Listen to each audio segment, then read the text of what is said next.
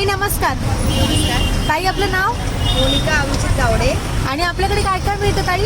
आता सध्या आमच्याकडे वडापाव असतो, भजीपाव, पोहे असतात, मॅगी असते आणि मिसळ असते, कोल्हापुरी मिसळ. ठाण्यातील मराठमोळ्या जोडप्याने चालू केलेला आहे त्यांचा स्टॉल आणि त्या स्टॉलवरती तुम्हाला मिळतील वेगवेगळे असे खाद्यपदार्थ, ज्यामध्ये आपल्या सगळ्यांचा लाडका असा वडापाव, कोल्हापूरची झणझणीत मिसळ, लहानांपासून मोठ्यांपर्यंत आवडणारी मॅगी, यापेक्षा जास्त व्हरायटी या ताईंच्या स्टॉलवरती अवेलेबल आहेत. इथे ताई तळत आहेत हा वडापाव. गरमागरम वडापाव खाण्यासाठी ह्यांच्याकडे लागते ती तुडुंब गर्दी. होणाऱ्या कडाक्याच्या थंडीमध्ये गरमागरम वडापाव खाना तो बनता है बॉस. ताईने गोल्डन कलर येईपर्यंत असे वडे तेलात तळून घेतलेले आहेत आणि वड्याच्या सुगंधाने तर खरंच मला भूक आवरत नव्हती आणि तोंडाला पाणी पण सुटलेलं. कधी असा वडापाव मिळतोय असं झालेलं. आणि इथे आपले वडे बनून तयार झालेले आहेत. मी घेतलेला आहे पाव आणि पावाच्या दोन्ही साईडला लाल, हिरवी आणि सुकी चटणी लावून ताई आता टाकणार आहेत यामध्ये वडा. अशा झणझणीत आणि तोंडाला पाणी सुटणाऱ्या वडापावचा जर आस्वाद घ्यायचा असेल तर तुम्ही नक्की ठाणे वेस्टला आशारायटी पार्क जवळ या. ताईंकडे आपला आवडता खाद्यपदार्थ खा. ताईंच्या स्टॉलला चालू करून 6 महिनेच झाले आहेत, पण 6 महिन्यामध्ये ते ठाण्यातल्या लोकांना आपल्या हातची टेस्ट देता येतात. पण ठाण्यातल्या लोकांसकट इतर बाहेरून येणारी लोकही त्यांच्या हाताचा आस्वाद घेऊन जात आहेत. आपली आतुरता संपलेली आहे आणि इथे आलेला आहे आपला हा वडापाव प्लेटीत. बघितला तुम्ही किती छान दिसतोय तो. असा गरमागरम वडापाव पहाटेच्या थंडीत टेस्ट केला आणि खरं सांगते माझा आनंद तर गगनात मावत नव्हता.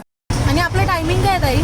सकाळी मी 8 वाजता येते इकडे आणि संध्याकाळी 8:30 पर्यंत चालू असतं. ऐकलात ना, मग सकाळ ते संध्याकाळ ताईंचं स्टॉल चालू असतं. मग वाट कसली बघतायत? लवकरात लवकर या.